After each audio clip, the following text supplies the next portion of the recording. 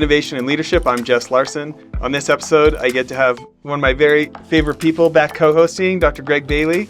If you haven't seen previous episodes, Greg has had all sorts of success after his years as an ER doctor, especially in biotech. A couple of the big wins were the top prostate cancer drug that sold for $14 billion and top migraine drug sold for $11.6 billion. Greg, I've been hearing great things about our guest and excited to see his new book out. Why don't you tell everybody about him? So I was asked to speak at an event about new things that were coming to the market. And we were in the green room, I guess you would call it, and Jeff was there, and jacket, T-shirt, and jeans, as I recall. And he got to go out first. And I think they said that you had done 300 publications, 100 presentations, but I may have the number backward, and I'm sure this is eclipsed by now because this is a few years ago. And then he went on to tell how he had created this incredible technology that was able to save newborns who had holes in their heart, and he was able to close their heart, the hole in their heart, with this phenomenal technology that his group at MIT. And it had now saved multiple children, who otherwise would have been compromised. And I remember going, I don't really want to go on after him because if you're saving thousands of children, not really want to go on. But no, an extraordinary group. I think MIT. He's now written a book, which we'll discuss on this show. An incredible scientist with a great team, and his lab is bringing out astonishing opportunities and successes. So I'm certainly interested to explore that with you, Jeff, and thank you for joining us.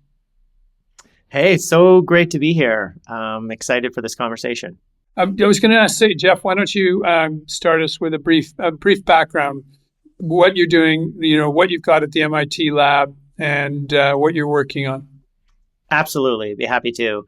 I run a research lab at the Brigham and Women's Hospital, where I just got this new position, distinguished chair, actually, is what the position I got. And they actually physically gave me a chair, which is sitting in my kitchen. So I'm still trying to figure out where to put it. But my home institution is the hospital. My lab is actually physically based in the hospital, which is amazing because we see patients every day, and it really kind of helps to fuel the motivation for the work that we're doing. I'm also a professor at Harvard Medical School, so that's where my academic appointment goes. And in Boston, you need at least 3 affiliations for people to take you seriously. So I am affiliated with MIT. So I have an affiliate position there through the Health Sciences and Technology program. I'm also an affiliate at the Harvard Stem Cell Institute and at the Harvard MIT Broad Institute. And my lab focuses on the process of medical problem solving.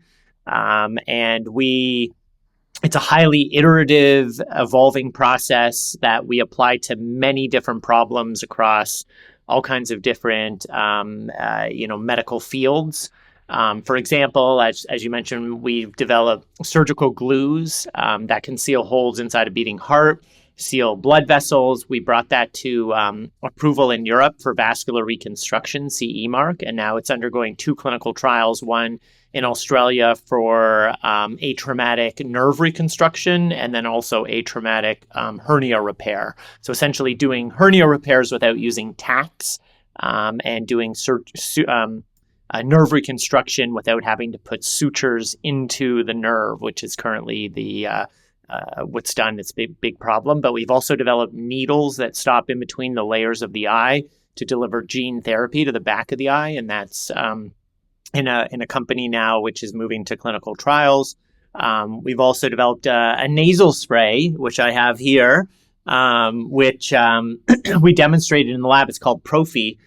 We demonstrated this in the lab, can actually kill 99.99% of COVID-19, H1N1, influenza A and B, adenovirus, RSV, E. coli, and a form of pneumonia. And it's regulated as a consumer product because it contains no drugs.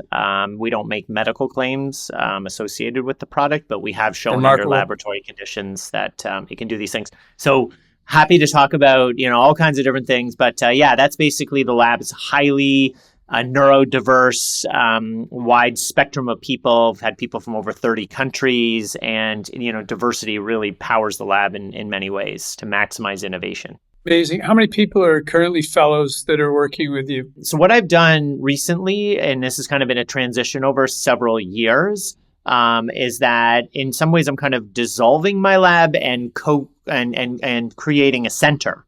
So co-founding a center with 3 people who trained in my lab who've now been promoted to assistant professor level. So we can currently, all work together. We've worked together collectively for almost 40 years. And so now forming a center, and I guess, kind of depends how you count, but maybe like 30, 35 people or something like that in the center. And was I way off on the number of publications and presentations you've done? I think, I think it's maybe, I mean, you're I mean, it's in that range. Yeah, for sure. The hundreds. The concept here was that, how to invest in biotech and longevity, and you clearly are creating some extraordinary products that you've just talked about. If you were telling an investor, what should they look at to make a decision whether they invest in the product you just showed us for COVID and H1N1 or for the vascular issue that you're addressing? Or also remember you had a company called Frequency that you were talking about at the event again when you eclipsed me when you went on. Yeah, I think. So how do they think about it? Well, I think one of the key things that I'm always thinking about in every project as we advance is what's the North Star? What's really the guide, the way, our compass for driving projects forward? And to me, it's the question that I figured out over time to ask in every single lab meeting, which is, what is the bar we need to exceed to get people excited? It's the so what question. It's all about what is the current best result that anyone has achieved in a particular area or a particular model, and how much better do we need to do in order to have enough sort of a value inflection point for society that can really drive innovation in the functional sense, can really drive positive change. And to me, that's what we think about the entire time that we're working on projects. And so as we move towards securing investments to, get some of these startups off the ground and move technologies into clinical trials, that's what we're always thinking about. So for me, with the nasal spray, there are a number of other nasal sprays out there, but we haven't seen any with as rigorous testing as we've done, with as broad applicability, and without the use of any drugs. So the potential for safety profile being, the potential for this to have an incredible safety profile compared to others who might be incorporating drugs. It's just, for example, we brought in Peter Hutt, who was a previous general counsel for the FDA, another regulatory consultant, an international toxicology consulting firm, who looked at all the ingredients and have told us, yes, they're all safe. And we actually designed it that way so that we could bring this to market, really quickly. And so to me, the conversation with investors is always around initially the impact. What have we done? And how far away is it from where the current field is at, So if I was consolidating that, an unmet clinical need or a vastly differentiated product is what the investors should look for. And Jess, I'm sure all this has generated some questions for you that you may want to ask Jeff. Yeah, well, first I want to start with the book. So I think everybody should do what I did and go to Audible and buy their own copy of Lit. Of course, if you're a Luddite, you can get the paper copy and just sit and read it, but audio is the way to go, people. So, Jeff, loving the book. I'm on the chapter about falling in love with practicing. So I think I'm, halfway, 2/3 through. Great book. I'm a real audiobook nerd. I do a lot of them. And I love the way that you've woven together so many things. But I think it just spoke to me personally a little more. I'm been diagnosed, but I'm sure I have ADD. Okay.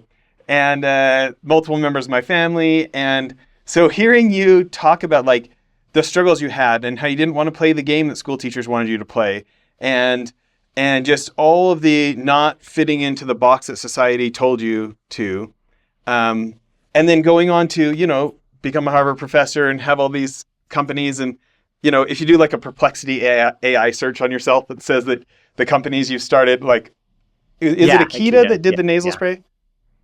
Okay.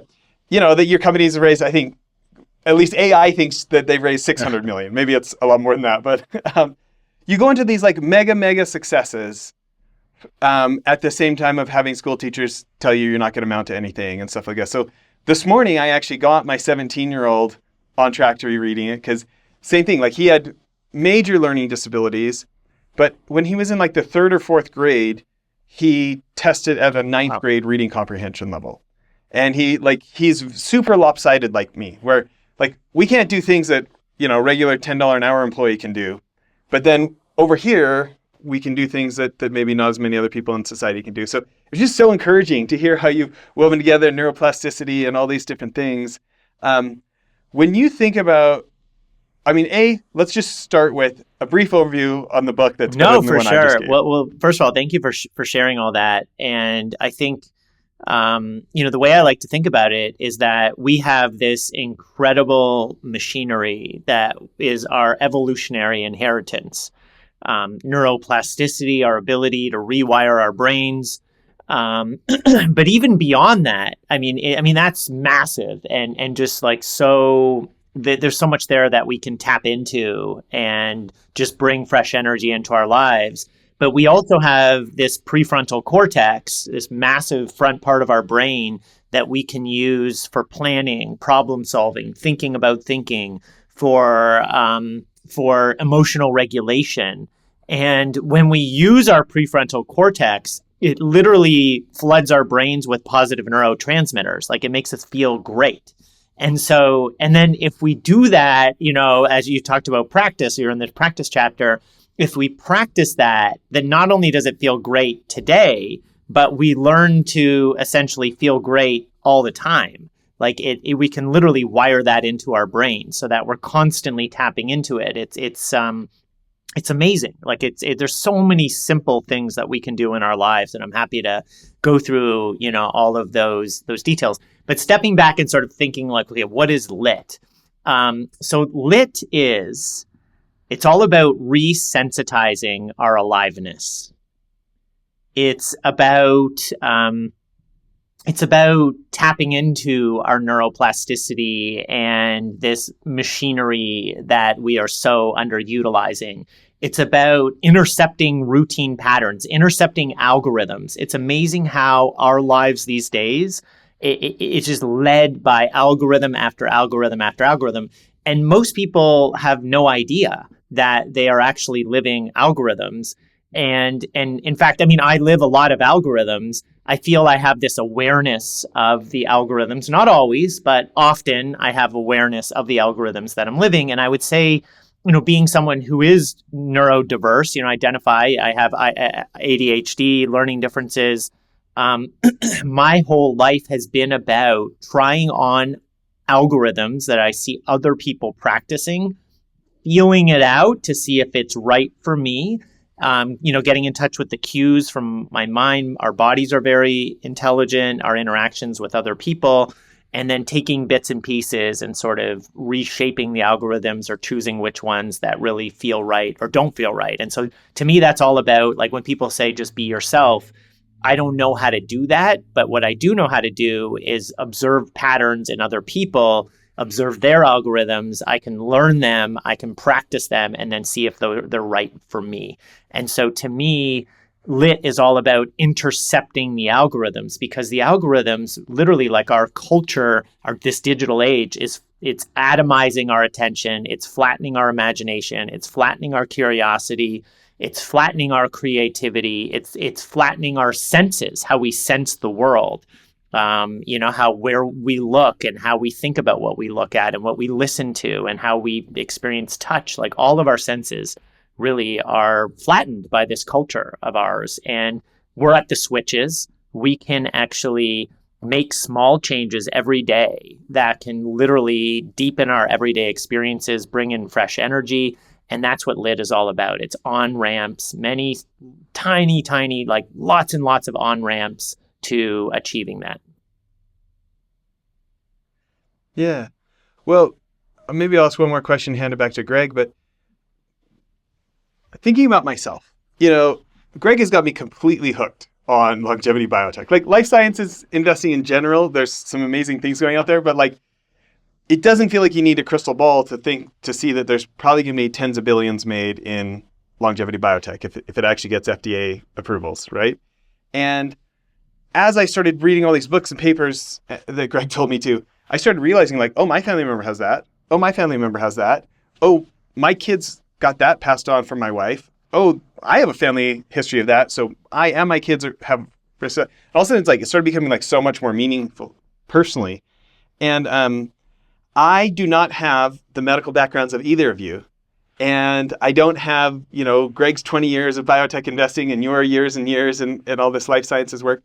For somebody like me who wants to use those LIT principles and rely on the default mode network and all these kind of things to get as up to speed as possible, as soon as possible, knowing I'm not actually trying to get a doctorate as a doctor or as a scientist, but I do want to be as informed as I can. I want to understand the patterns of successfully navigating the high failure rate of biotech.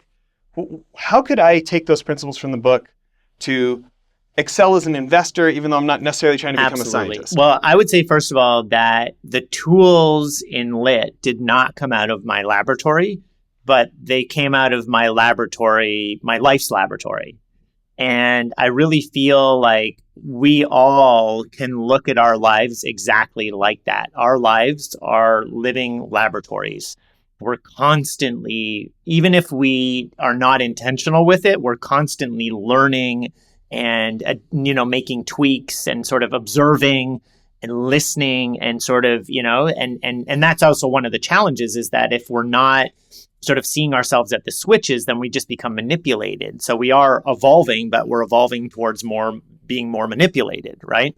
And so to me, there are all kinds of little things that we can do, and each one will have a domino effect in our lives. So let me give you an example. One is, these are things that are not even in the book, just kind of have evolved after the book was written, right? I mean, I spent 7 years writing it, but things are evolving. So one thing that I do when I go, let's say when I walk around my neighborhood with the dogs. Now, I used to take the dogs for a walk, and I would be the person who literally would be walking them at night with my phone out, watching a Netflix on my phone as I walked them around the neighborhood. I would walk them around for 50 minutes or an hour, and I would sort of validate it to myself that, okay, I watched an episode of Game of Thrones. I got to keep up with it so I can, talk to people about it the next day and blah, blah, blah. And the dogs got exercise. I got exercise. It's a win across the board. But I started to realize that I was missing out on even higher value, more enriching experiences. And so what I did is I said, okay, I'm going to try to connect with the dogs. I want to see what happens as an experiment. I'm constantly experimenting. And so what I did is I started to, and when I do that, like if I make the intention, I'm not going to look at my phone, I'm not going to use technology, it just doesn't work for me because it's not purpose driven enough. But if I say I want to connect with the dogs, then that becomes an intention that then if I look at my phone, I can't connect with them. So I start going around my neighborhood and I'm just sort of looking at the dogs and I'm sort of, I'm kind of talking to them a little bit. I'm getting more comfortable with it as I go because, neighbors are kind of looking at me strangely and stuff. But anyhow, so going around my neighborhood, I'm interacting with the dogs. And what I start to notice is one of the dogs, Ginger, she'll look back at me every minute or two.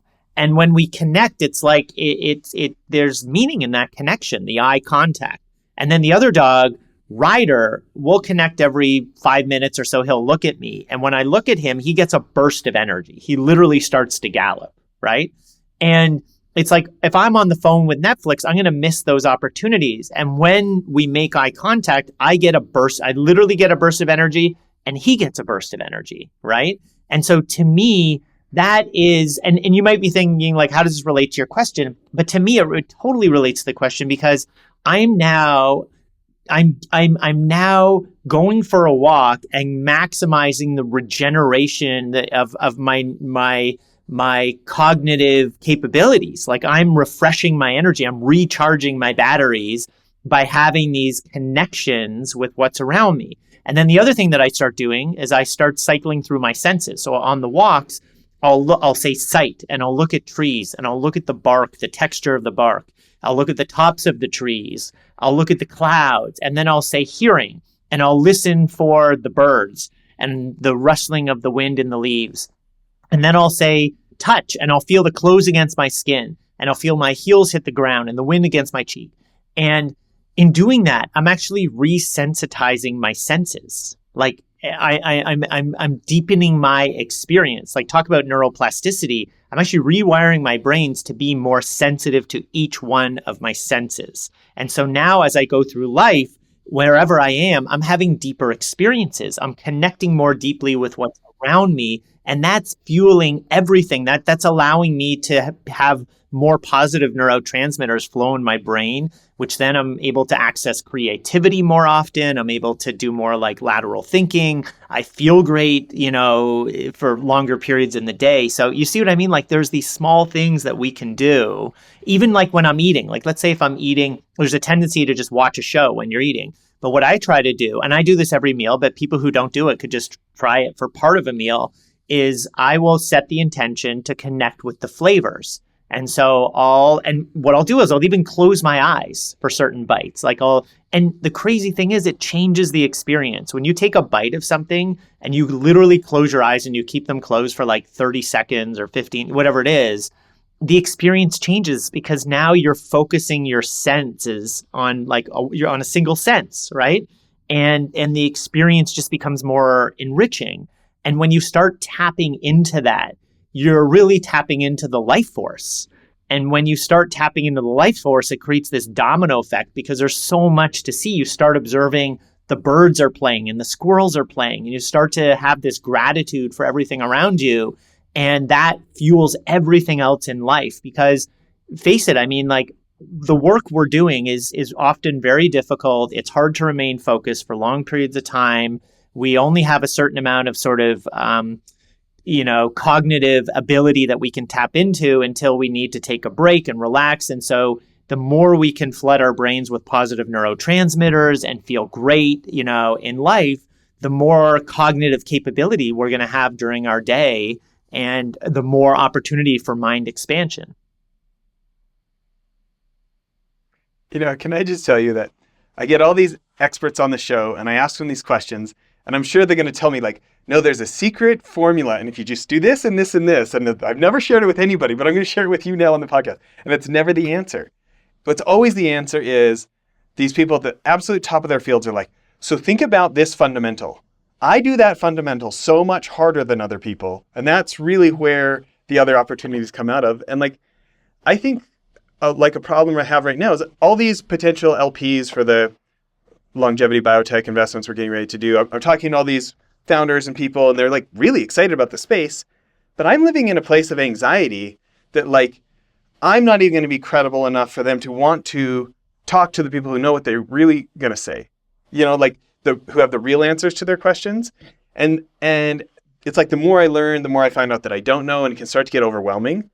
And as you're talking, I just thought, no, like taking deep breaths and actually like feeling the breath going in and out would help me sit down and go like, it's not my job to be the PhD. It's my job to be the glue between the money and the PhDs and the CEOs. And I've got this time right now. Having anxiety about what I don't know is not going to improve my skill building right now or my knowledge building right now. Yeah. Anyways, that's what I took out of it. Actually, just Greg, to jump in with one this? thought that I just had, you reminded me. So my institution, the Brigham and Women's Hospital, when I got this chaired position, one of the bunch of people who trained with me gave talks. And one of them actually told this story that I had totally forgotten about. Years ago, we got this pretty significant grant from Sanofi, the pharma company, and we had to give a presentation because we wanted to get a renewal of the funding. And And apparently what happened was, we prepared a lot ahead of time, and then we flew to Paris. And, it was like the day of the presentation was going to be in the afternoon. We got there in the morning, overnight flight. And apparently what happened is I said to this postdoc who was very nervous, had a lot of anxiety about the meeting, and thought we should probably be continuing to prepare, that I apparently said to him, let's go for a walk. And so we went for a walk, and for some reason I got we needed oranges. I don't know. I just said we needed to get some oranges somewhere. So we stopped somewhere, we grabbed some oranges, and he was telling the story, he's kind of freaking out, why are we getting oranges? We should be sitting somewhere practicing. But he tells the story that what actually happened is that his nerves started to calm, and the anxiety started to go away, and, being out in the fresh air and getting ready. And then we went back and we just crushed it on the presentation because we'd already prepared for it, and we just needed to really just get in the right mindset. And I think, often, anxiety and these things kind of feel like they can be motivators, and sometimes they are, but I think often they can get in the way. And I think that, again, we're at the switches. We can literally regulate our thoughts, our emotions, our emotional regulation, our impulsiveness, all these things. And the key to me is when we do that, it feels freaking amazing. It feels amazing. It's so empowering to have. And a simple thing people can practice is one time a day when you feel like interrupting somebody, just try not to, just pause, just let it go just once. Or when you feel like saying something in a conversation, just practice don't saying it. Don't say it. Just don't say it. Let it go and see what happens. And just those tiny little things that we do in the day make us feel amazing, because when we're in the driver's seat, when we're making those decisions, it just fuels us. It just reminds us that we are actually not just there to follow other algorithms, but we can actually make little changes and change the direction of our day. Wow. There's a therapist, and he tells his patients, he said, we don't recognize the positive moments in our life. And he said, what he has his patients do is when they see something extraordinary, they're supposed to stop and say delight. And they got to raise their hand and make a physical action and say delight. He said he saw somebody riding a bicycle down a main street in Philadelphia, and actually it was a unicycle playing a trumpet. And he said, that was delightful to see. And he said, we ignore those moments. And he said, to physically acknowledge it, to say it out loud, you acknowledge them, and then you begin to embrace it. So I woke up today, and it was beautifully sunny, which doesn't always happen in London, England. And, so it was delightful to have that moment. But I'm going to go somewhere else with this, because I acknowledge what you've just said, both of you, about to give context to being in the moment and taking a step back from the algorithm, the regimented normal response. Actually, Greg, before you go there, because I have a direct thought for you based on what you just said. Okay, another tool that I use. You have a delightful moment for me. Okay, go ahead. Yeah, because that is amazing. By the way, those are the things when we learn, when we hear those things, we can practice that. It's so, you know what I mean? We need to listen for those pieces. I've never heard that before. And it's so easy to just experiment with it, right? So one of the things that I do that I heard on a podcast, there's this app called Mind Jogger. Okay, it's a really simple app. It's free. And you basically input a sentence into it, and you tell it to ping you randomly throughout the day 5 times, 8 times, 2 times, whatever it is, between 8 a.m. and 8 p.m. You can control it. So what they said was in this podcast was, because it was talking about mental health, they said, the statement that you put in there is, are you above or below the line? And so what happens is it pings you randomly 6 times in the day, and it just asks you, are you above or below the line? So I was sort of in this mode a number of years ago where I was like, I feel really negative, but how negative really am I? I was like, I don't know. It just seems things are really negative. But so it was perfect timing. I really believe in this sense of when you start putting your attention on something, the world opens up and you just get served all sorts of insights, and you start hearing other people talk about it and ideas. And So anyhow, I was like, whoa, how did I get on this podcast? Well, it's just like a synchronicity, right? So I start using the app and it just pings me randomly. Are you above or below the line? Where, above the line, you're in a good positive state. Below the line, you're not. And like almost every single time I was in a good positive state. And, I did it for like a week or so. And I was like, damn, like things are really good. Like, why do I feel they're not? And again, it's those once every few days, something negative happens. And it just seems like this storm cloud is just, kind of. And by the way, so to me, it's like that idea of like delightful. There's so many ways we can intercept our routines. And now I input these things, like I'll put like reframe. So throughout the day, it'll ping me. And whatever I'm thinking about, whatever I'm involved in, I'll just try to think about something from a different angle. So it just pings me to be like, another one is I have like, who are you judging, right? In this moment, you judge and so I start thinking about that. Another one that I do, which I love, is I say, you can do it. So it just randomly pings me during the day and says, you can do it. And even though I put it there and it's pinging me with something it just feels, there's like this little pulse of energy that I get, So I just wanted to kind of amplify your, the delightful thing. No, because that's super to do. Yeah. When I was practicing psychotherapy, I was doing forensic psychotherapy for a while, and you quickly realize we all have good and bad in our life. And the happy people pay attention to the good. The unhappy people pay attention to the bad. I used to tell my patients, pay attention to the good, feel a lot better. This is pretty simple to your point about above and below the line.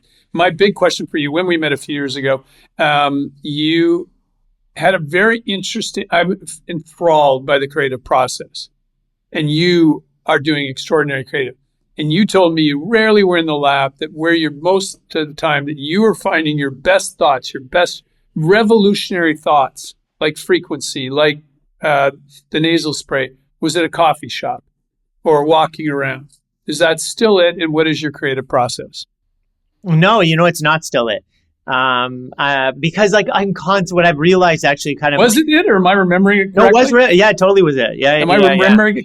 I used to bounce around like 3 different coffee shops in a day and maybe like 1 or 2 hotel lobbies, like I would just bounce around because, and sort of my rationale at the time, what I think I was sort of cluing into was how when I moved from one location to another, it was almost like I was restarting my day. I was refueling my cognitive capabilities. It was sort of just like a reset for me. And so to stay in the same room all day long, that just wasn't working for me at the time. And so, yes, I would go into coffee shops. And then I think the other thing that really helped me is like, I've had this kind of relationship with distractions my whole life, where distractions have made me inefficient, but at the same time, sort of intentional distractions have actually almost like recharged my cognition to some degree. So for example, like if I'm working on something, I'm writing an email and I'm like, I don't know what to say next. And I just sort of jump around the web a little bit or go to YouTube and then I come back, I almost can look at something with a fresh perspective, right? Even if I've only taken like a 20-second break. So in some ways I've used distractions in a functional sense. Sometimes I get, kind of into a wormhole and, look up and too much time has gone by. But so anyhow, so for me, the being in the coffee shops, I think is also like when I look up, there's just so much going on. And then I look back down, it's almost like a little bit of a reset each time. So that to me was a tool then. But in the spirit of constantly sort of disrupting the algorithms, I mean, that was an algorithm I was leading for many years. Now the algorithm is, so I like to work at home and we have the 2 dogs. I like to have them right beside me on this like beanbag chair, like all day long. And so I purposely now I'm almost of the mindset where I'll be heading to a coffee shop and I'll be saying, why wouldn't I just make coffee at home and hang out with the dogs? Like that, like, why do I need to do that? And so it took me a little while to intercept that pattern because I had been ingrained so much. I've been doing it for so long. But now it's more, again, neuroplasticity, rewiring the brain. I rarely head to a coffee shop. I just make coffee at home. So, and in fact, I've even moved on from coffee. For now, I'm into matcha. There you go. And I think that that's very important, is mixing up your life. Too many people fall into a regular pattern. This was what I do. This is what I have for breakfast. This is what and it becomes formulaic, and you miss life because you don't explore new opportunities.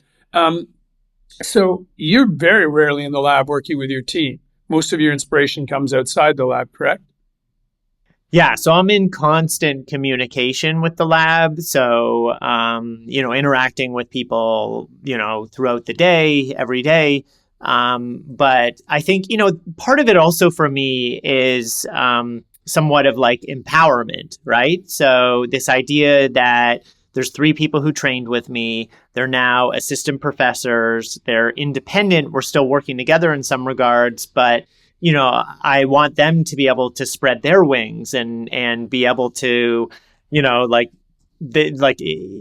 almost like I could see things and jump in all the time if I'm there. But if I'm not there, then, it opens things up for more sort of learning and evolution on their side. So I like to go in when there's deep purpose to go in. So, to meet with people and have like really meaningful discussions and conversations or brainstorming and things like that. But if I don't see that as being, so I that's why I don't typically like standing meetings where you just sort of, you meet every week, because sometimes you Every don't Thursday. have, I understand sometimes it's needed to gain momentum. And so there is a function for it, but generally I really like to be purpose focused and functional, and just really like, let's make sure that this is really going to move the needle. And sometimes, by the way, almost like I feel like everything I say, there's times, or there's going to be times in the not too distant future where I'm going to say the exact opposite thing. So again, it's not like, I feel like nothing that I do is like prescriptive. And in fact, the book Lit, it's not prescriptive at all. It's about experimenting. What serves you today might not serve you tomorrow, may not have served you yesterday.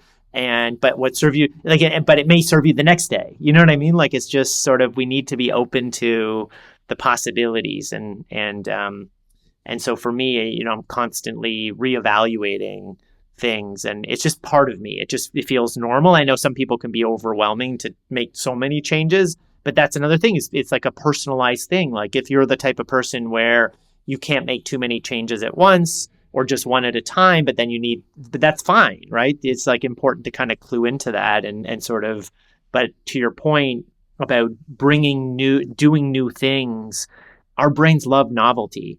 And our brains love the novelty we get in the digital world, but it's not enriching for us as beings to just be in that space for long periods of time. And so, it's kind of up to us to pick things that are novel, that really sort of have long-term sort of a value to us. And I mean, I don't like the word value, but like long-term, because I just feel like it's a word we use in like the business world, right? Like creation of value, but value creation. But that are we want to do things that really have deep meaning and will sort of carry through time, and that we can kind of come back to and nurture, and it evolves. Your greatest insights, last question, then back to you, Jess. Is there something you're usually doing? Is it just before you fall asleep? Is it, you used to do something else with smoking something? But is there, what are the moments where you have your greatest inspiration? And is it consistent, or it's all over the place? I would say, well, actually, a lot of the inspiration from my experience has happened right after failures, after challenges, after encountering barriers, after taking risks and things not going well. Because I feel like there's almost this moment where it's like something doesn't go well, and then there's this emotional, like you just feel like angry. I don't know, for me, I get angry. And then if I get a good night's sleep or two, then the emotions subside. And there's this almost after the rain experience where now my mind is open to look at things with fresh perspective. and gain insights that I would not have otherwise gained. And to me, that's where, like, it's like anytime we start a project in the lab, we think we have good ideas and we think what we're on the track on is a good track. But I know now that our greatest insights, our greatest learnings, where our intellectual property is going to become the strongest is from encountering something we didn't expect and then getting ourselves into the mind state of looking at what we find from different angles and putting it into the grander perspective of where we're heading. And that's where the insights and the learnings and the claims for the strongest IP really come from, is there. So it's not at the beginning, it's like along the way. And so to me, it's hard to have good insights without having a failure or challenge sort of, tagged onto it. Jess, over to you, my friend. Well, I'm going to turn the tables a bit. I kind of want to ask you a similar question that I asked Jeff, Greg. When you look at all these opportunities you see out there, and you've got so much context for them, and you're advising people like me or my friends who are super interested in life sciences and biotech investing, but don't have the backgrounds of two of you, in addition to finding really great advisors, what advice would you have for me or people like me who we want to get as up to speed as we can, as soon as we can, and especially navigating between conflicting opinions, or, every CEO has this great story that makes their stuff sound great. And you're trying to figure out, okay, but which stuff is great? Jeff, edit after I've said it. Conflicting opinions are great in the same way that, as Jeff described, the morning after the rain, when you've had the failure and you have to recalibrate. It's similar with conflicting opinions. You begin to get two opinions and you have to sort out which one is the right opinion. One of my professors at UCLA said, if it's the right thing, they'll be able to explain it. And if it's the wrong thing, it's more difficult to explain. So if you then pressure test whoever has given you both opinions and ask them why they're saying that, and can they explain why this is very different. And occasionally they both have very consistent answer. Like they both can give a very good, viable reason for their perspective. So that's to differentiate it. But to be successful at this, particularly biotech, which is an odds game, you're going to be lucky on some, you're going to miss on some, even though there were brilliant ideas at the start, both of them, you want uncorrelated things. Jeff has created countless, brilliant ideas, and I'm sure there's countless failures. And if he just did one and that was it for his career, probably had about a 75% chance, but you'll give us the right number, Jeff, of failure on that one project. But because he's tried 50 solutions and 10 have been incredible and remarkable. His idea to fill the hole in the heart using a catheter, a balloon, a laser, and a mirror inside, as I recall, inside the balloon to heat up a substance that closed the heart, and then deflating it and pulling it back through so it's self-closed. That's fantastic. But I don't know how you got to that point, whether it was a linear path or there was 20 ideas that failed before you nailed it. So that's my perspective. Please edit, Jeff. Yeah, no, I think that I think you said it really well. I think at the beginning of anything, we always draw a straight line, right? And we see things as being linear. And even though almost every single time it ends up not being, the next time we step up to the tee, we envision, that the ball is going to get to the green, right, on the first shot. And I think that it's just so interesting how we kind of step back and say, like, okay, it's illogical to even think that this is going to be linear. And to me, it's one of these things where I feel like it's just part of human psychology. Like astronauts, when they go into space, they need to look at Earth and say that's down, right? It's just we need to be oriented, right? And I think part of it, for us is that it's important for us to acknowledge when we're standing at the start line that, okay, we are thinking about this in a linear way, but likely it's not going to be linear. And in fact, the nonlinear parts actually make it exhilarating ride, right? They really make it a fun ride, because that's when we learn, is when our brains, light up and we get these positive neurotransmitters, dopamine and serotonin and oxytocin, and, all these things start flowing. And so I think that I'm just trying to think, like, remind me, sorry, the question, I'm thinking about a bunch of things, but I want to go back to the question. Remind me the question. Sorry, am I thinking ADHD moment? Yes. Yeah. Well, it's just this idea that there's a whole bunch of people that have become much more interested in their health and realize they're not the only ones, and that the new breakthroughs are likely to be a significant investment opportunity. But so many of the deals sound good. Right. And this idea of navigating through to the ones that are good. Okay, so you jogged my memory of something I wanted to say, which is, so I think, what ends up seeming hard to do, but isn't really that hard, but it always seems hard, is to consider the future beyond, the sort of beyond the goal that we're trying to achieve in the moment, right?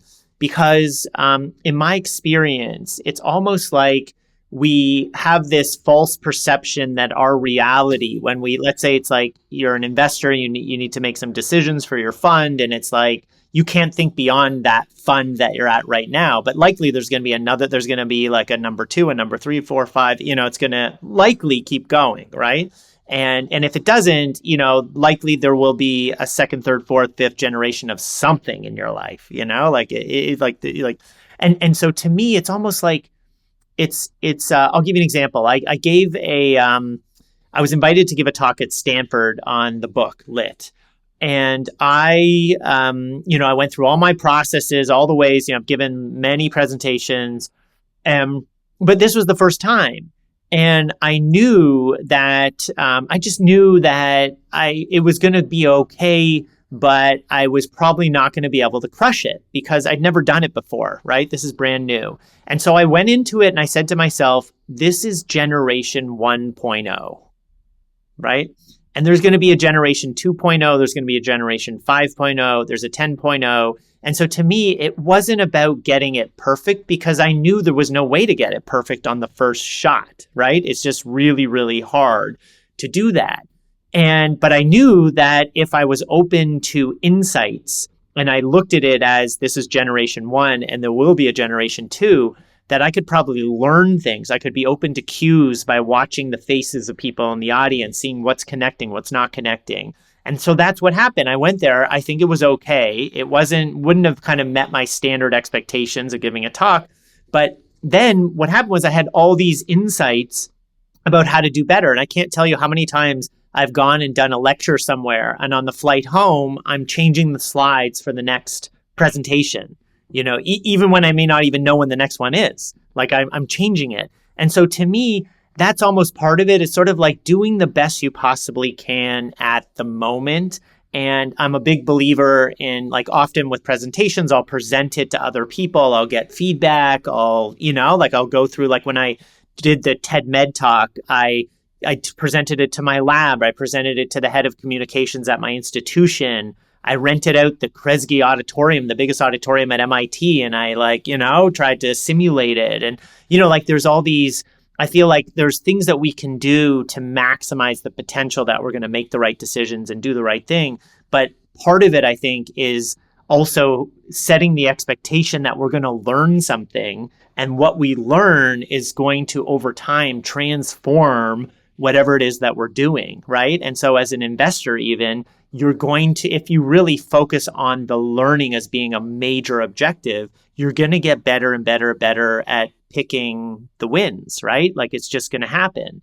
And then the other thing that I'll say is just, to me, I just love kind of thinking this way, but I really think we can maximize our chance of getting lucky. And I'll give you an example. So, I spoke about this a little bit in the book, but this idea that if you take a professional golfer and an amateur golfer, right? First of all, did you guys golf or poorly? Okay. Poorly. A little bit. Okay. Yeah. So, Generation 1.0. Generation 1.0. I used to ride my bike to the golf course with my clubs on my back and do like 2 rounds a day when I was a kid. And I never got like super good, but I just loved it. I just was really excited. I just love being on the golf course. But so anyhow, if you take a professional golfer and an amateur golfer and you look at the number of hole-in-ones that they get, the professional golfer will get a much higher percent of hole-in-ones than over their career than an amateur golfer, right? And the statistics are there. I forget them exactly, but they're there. And the thing is that you could say, okay, well, why? And because there's never a 100% chance, right, of getting a hole-in-one. But the professional golfer will be able to read the greens. They'll be able to read the wind. They'll be able to, know if they swing the club this hard, the ball's going to go approximately that far. And so essentially getting a hole-in-one is all about getting lucky at the end of the day. But the professional golfer has increased their chance of getting lucky because they've learned everything that they possibly can to maximize getting lucky. And so to me, that's also part of everything in life, is that we can maximize our potential to get lucky by just focusing on the learnings and the insights and the evolutionary process that we're all going through. I just got through that part of the book. It's 500%. 500% higher percentage. Yeah. Like likelihood. Greg, anything you want to leave people with today? Other than the fact that I know now I never get a hole-in-one. No, this has been really, really interesting. And the book Lit and the reprocessing, I think it's so important. I was just thinking of when this podcast it comes out, how many people I want to send it to, because they need to rewire their brains, how they're seeing the world. So from my perspective, thank you very, very much, Jeff, for sharing your thought process, your perspective, and as Jeff said, a wonderful opportunity to promote the book, and also, for an investor, how to think about it, because they're hearing it from the scientist who's creating it, and how you should think about what I've done. And your comment was very telling. So what? Is this something meaningful? Jess, what have you taken away from this conversation with Jeff? That would be my final question. Yeah. I